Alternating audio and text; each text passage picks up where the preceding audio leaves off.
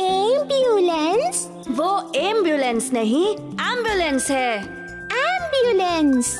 अगर आप भी विली की तरह सही से प्रोनाउंस करना चाहते हो तो डाउनलोड करो कुकू टीवी किड्स ऐप और एवरीडे कुछ नया सीखो।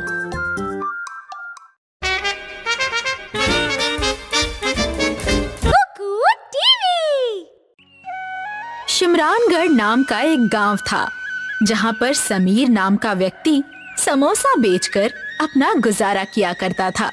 ठीक समीर की दुकान के सामने सुयोग नाम का व्यक्ति पानी पूरी बेचा करता था। और तुम्हारी पानी पूरी की दुकान कैसी चल रही है? आजकल ज्यादा लोग दिखाई नहीं देते हैं तुम्हारी दुकान पर। शायद लोग मेरी दुकान से समोसा खाने में व्यस्त हो गए होंगे। भाई समीर, तुम्हारी दुकान मेरे सामने ही है और लोग तो मुझे तुम्हारी दुकान पर भी नहीं दिखते हैं। तो लोग गए कहाँ? शायद तुम्हारे समोसे खाने से उनका पेट दर्द करने लगा होगा। दोनों अपने अपने रास्ते चले जाते हैं।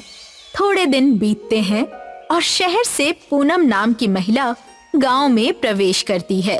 पूनम के गांव में आने के बाद से लोग ना तो सुयोग की पानी पूरी खा रहे थे और ना ही समीर के समोसे। एक दिन दोनों के रास्ते फिर से टकराते हैं।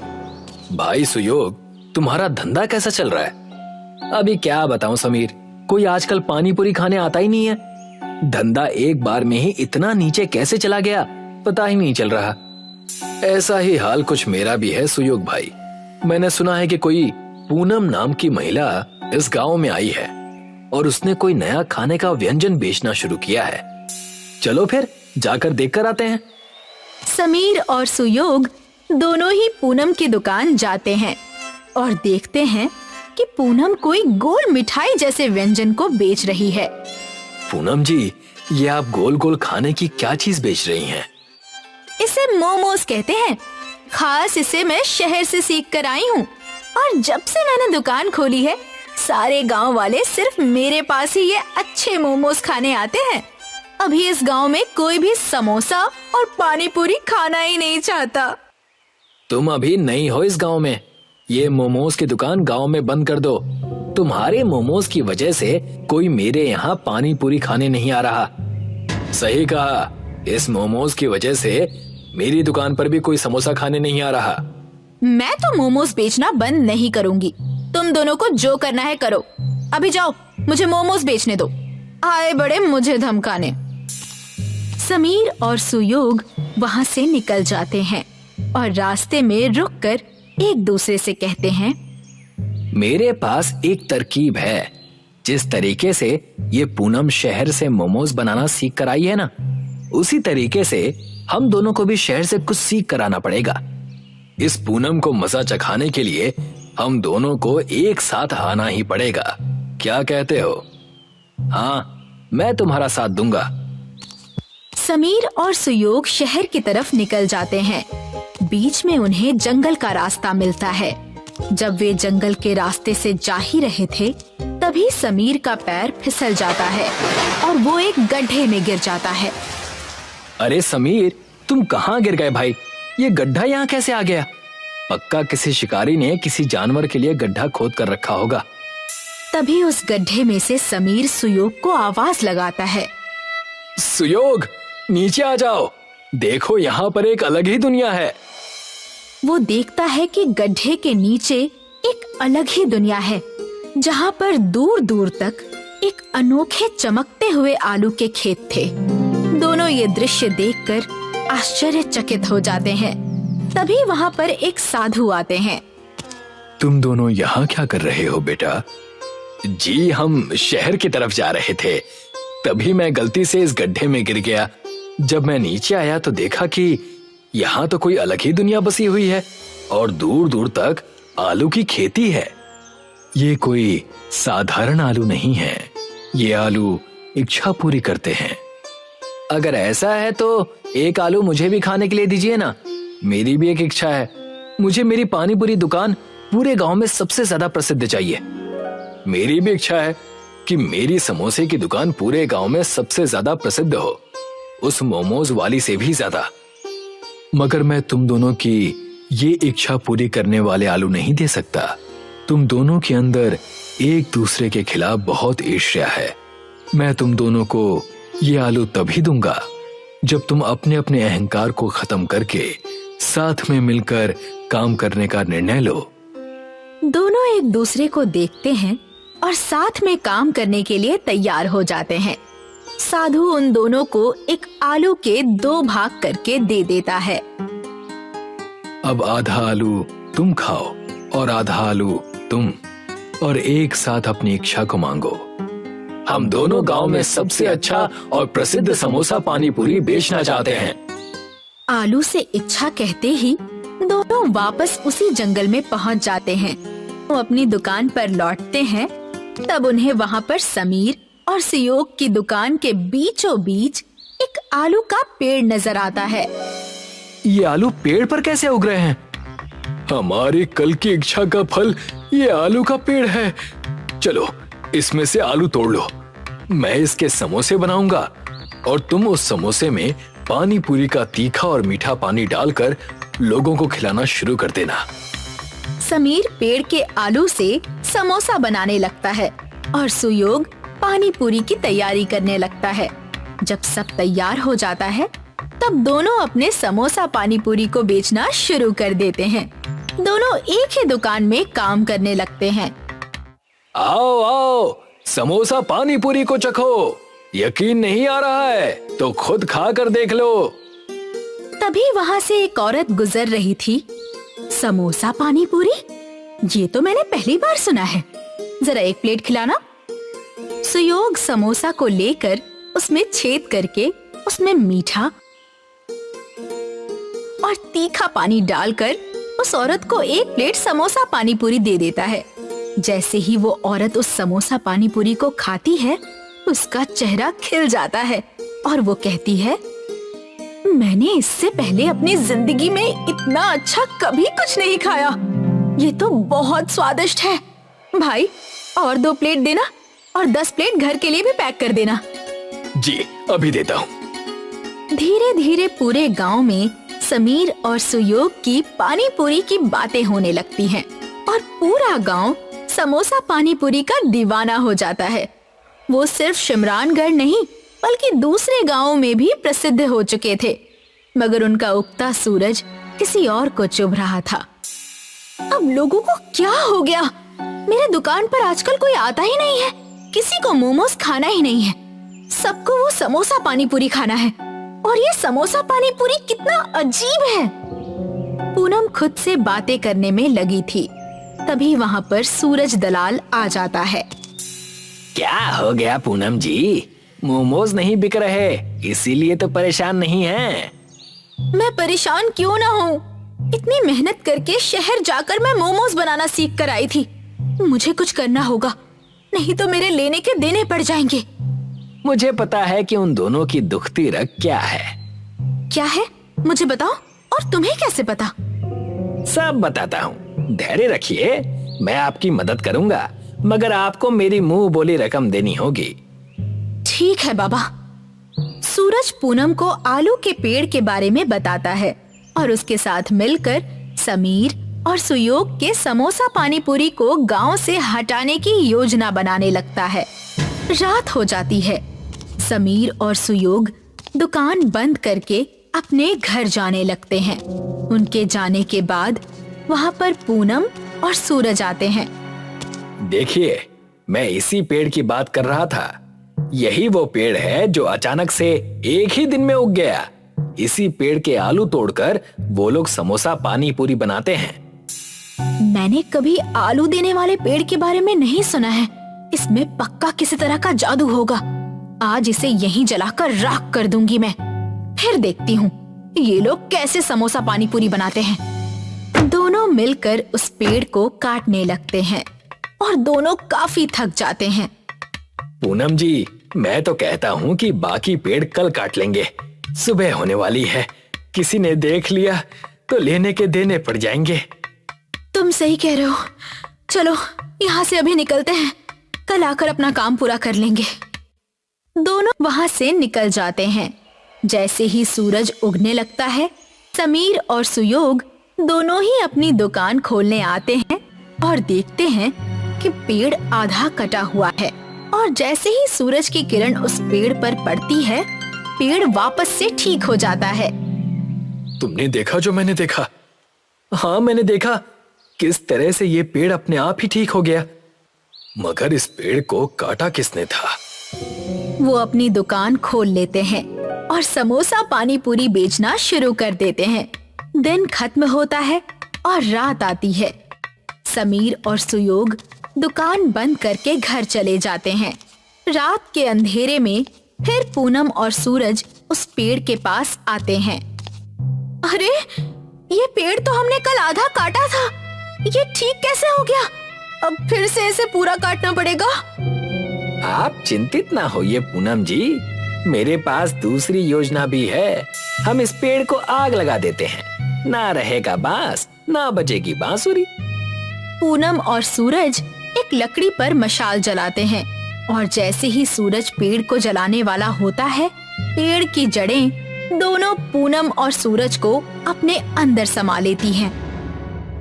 अगली सुबह जब समीर और सुयोग वहां आते हैं, तब वो देखते हैं कि वहां पर अब 3 पेड़ हो चुके हैं। कमाल है, अब तक तो एक ही पेड़ था, अब 3 हो गए।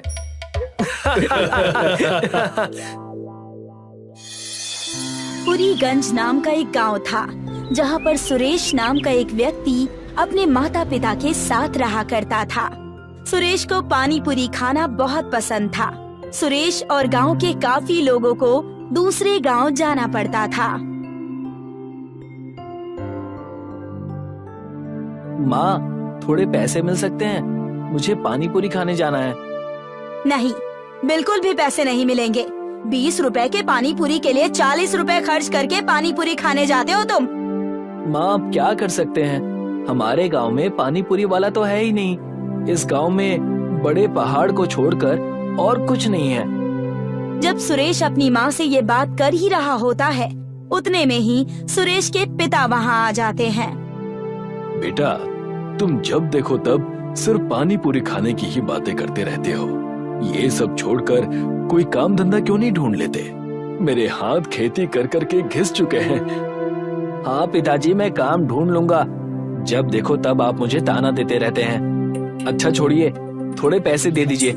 पानी पूरी खाने दूसरे गांव सुभाष नगर जाना है। बेटा, तुम कब सुधरोगे? सुरेश के पिताजी सुरेश को पानी पूरी खाने के लिए 50 रुपए देते हैं और सुरेश गांव के बड़े से पेड़ के नीचे जाकर अपने दोस्त रोहन का इंतजार करने लगता है। रोहन थोड़ी ही देर में वहां पहुंच जाता है। क्या हुआ? तुम इतने चिंता में क्यों लग रहे हो? अभी क्या बताऊं रोहन, माँ और पिताजी दोनों ही काम ढूंढने के लिए दबाव बना रहे हैं। मैं काम तो करना चाहता हूँ, मगर कोई काम मिले तब ना। बात तो सही कह रहे हो। अब मुझे ही देख लो, मैं कब से काम ढूंढ रहा हूँ, मगर मुझे अब तक कोई काम नहीं मिला। खैर छोड़ो, जल्दी चलो, नहीं तो सुभाष नगर जाने वाली बस छूट जाएगी। हाँ, चलो। सुरेश और रोहन दोनों ही पानी पूरी खाने के लिए निकल जाते हैं और दूसरी ओर गांव का लालची जमींदार लखन अपने कामगार गुल्लू को अपने पास बुलाता है। बताइए, क्या काम आ गया मालिक? मैं कोई नया व्यापार करना चाहता हूँ। बताओ, इस गांव में लोगों के पास ऐसा क्या नहीं है जो मैं इन्हें दे सकूं और थोड़े पैसे ऐड सकूं? वैसे तो मुझे कुछ ऐसा पता नहीं मालिक, मगर गांव के काफी लोग पानी पूरी खाने दूसरे गांव जाते हैं, क्योंकि इस गांव में कोई पानी पूरी बेचता ही नहीं है। सिर्फ पानी पूरी खाने के लिए दूसरे गांव जाते हैं? अब आएगा मजा। जाओ गुल्लू, और पानी पूरी का ठेला तैयार करो और पानी पूरी बेचना शुरू कर दो। और हाँ, ध्यान रहे, पानी पूरी 50 रुपए के नीचे मत बेचना। समझ आई बात? मगर पानी पूरी तो दूसरे गांव में 20 रुपए की मिलती है मालिक। हाँ, मगर हम 50 में ही बेचेंगे। अब ज्यादा सवाल मत पूछो और जाओ जाकर तैयारी करो। गुल्लू पानी पूरी बेचने की तैयारी में लग जाता है। सुरेश और रोहन पानी पूरी खाकर अपने गांव लौट आते हैं। मुझे विश्वास नहीं होता, कि हम सिर्फ पानी पूरी खाने के लिए इतनी दूर जाते हैं, मगर पानी पूरी खाकर सारी थकान एक बार में निकल जाती है। बात तो तुम सही कह रहे हो।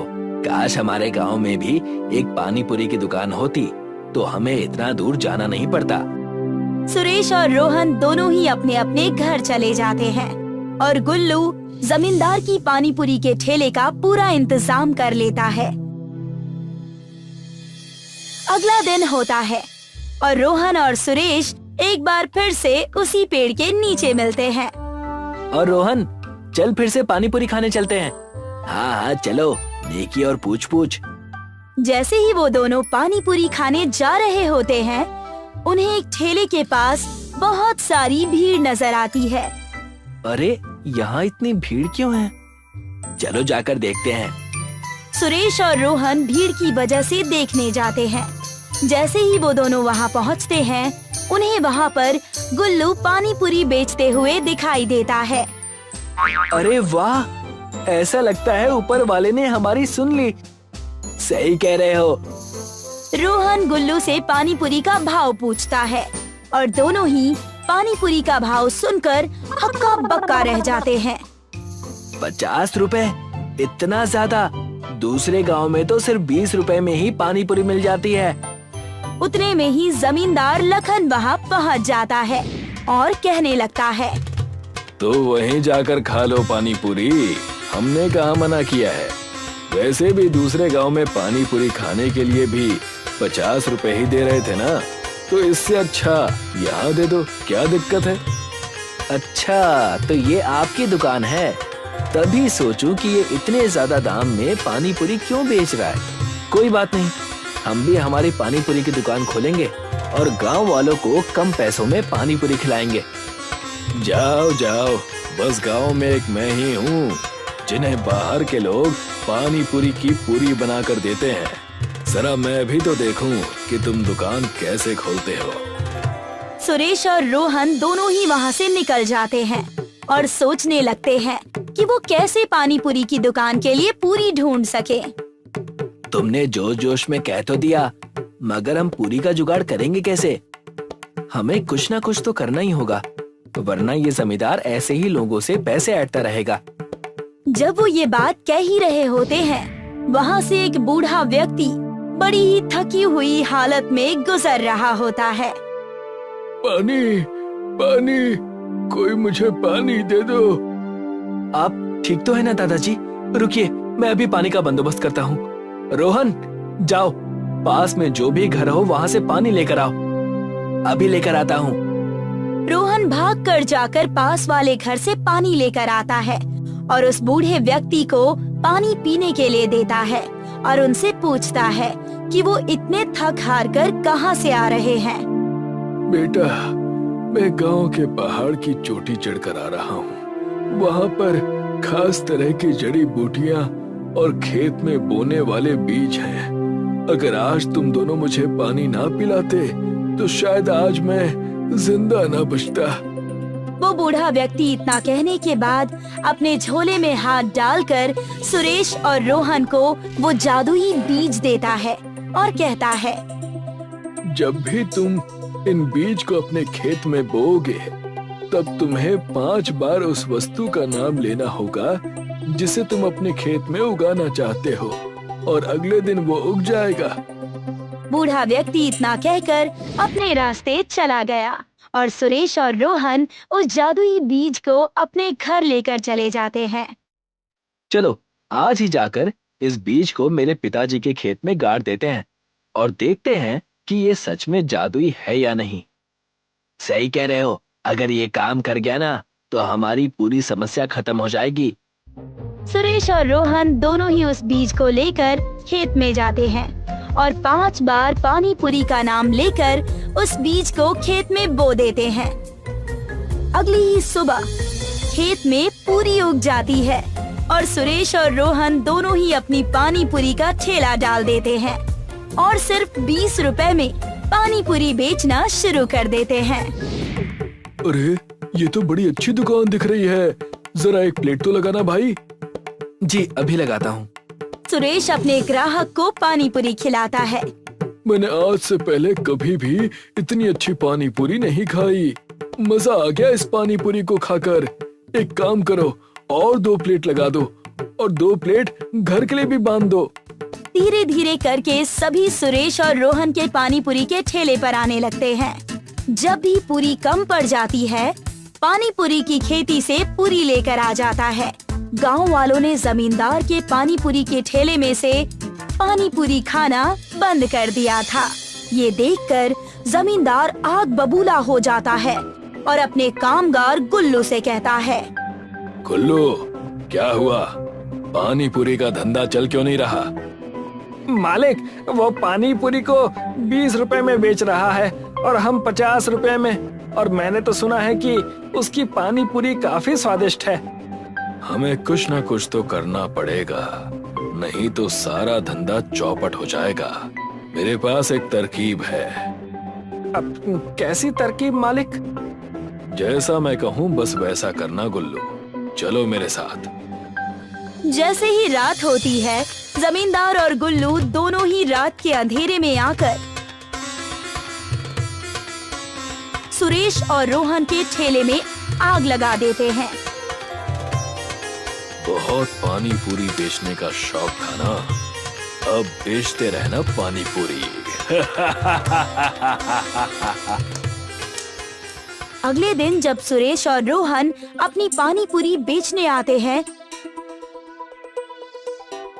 तब वो देखते हैं कि उनका ठेला तो पूरी तरीके से जला हुआ है। ये किसने किया?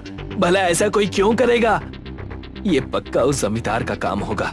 हमारी दुकान की वजह से उसकी पानी पूरी की दुकान नहीं चल रही होगी और वो लोगों से पैसे नहीं ऐंठ पा रहा होगा। मगर मैं हार नहीं मानूंगा, हम फिर से एक ठेला लगाएंगे। सुरेश और रोहन फिर से ठेला बनाते हैं और अपनी पानी पूरी एक बार फिर से गांव में बेचना शुरू करते हैं। और ये बात गुल्लू जाकर अपने मालिक जमींदार लखन को बताता है। क्या? उन्होंने फिर से अपना ठेला लगा लिया? जी मालिक, इनके ठेले पर आग लगाने का कोई फायदा नहीं हुआ। तो हम सीधा जड़ पर हमला करेंगे। मैंने सुना है कि सुरेश के पिता के पास एक खेत है जहाँ पर ये दोनों जादुई पानी पूरी की खेती करते हैं। ये तो मैंने भी सुना है, मगर आप करने क्या वाले हैं? चल जाएगा, सब पता चल जाएगा। बस तुम मेरे साथ चलो। जैसे ही रात होती है, जमींदार और गुल्लू दोनों ही पानी पूरी की खेत में आ जाते हैं। तो ये है इनकी पानी पूरी की पूरी का राज। आज सब खत्म कर दूंगा। ना रहेगा बांस और ना बजेगी बांसुरी। जैसे ही जमींदार खेत में आग लगाने वाला होता है, उतने में ही खेत के बाजू में गड़े पेड़ की जड़ें उन्हें जकड़ लेती हैं। मालिक, आप बचाइए! मालिक, आप बचाइए! अरे मैं खुद जकड़ा गया हूँ। पूरी रात जमींदार और गुल्लू फंसे होते हैं। अगले दिन जब सुरेश और रोहन पूरी की खेती करने आते हैं, तभी वो जमींदार लखन और गुल्लू को जकड़ा हुआ देखते हैं। मुझे माफ कर दो सुरेश और रोहन, मैं तुम्हारी खेती जलाने के लिए आया था, मगर यहाँ के झाड़ों ने हमें जकड़ लिया। मैं तुम दोनों को आश्वासन देता हूँ कि मैं अपने सारे गलत काम छोड़ दूंगा और पानी पूरी भी 20 रुपए में बेचना शुरू कर दूंगा। ये झाड़ इन खेतों की रक्षा करते हैं। आपको अपनी गलती का पछतावा है, हमारे लिए बस इतना ही काफी है। जैसे ही सुरेश और रोहन जमींदार और गुल्लू को माफ कर देते हैं, वैसे ही पेड़ उन्हें छोड़ देते हैं।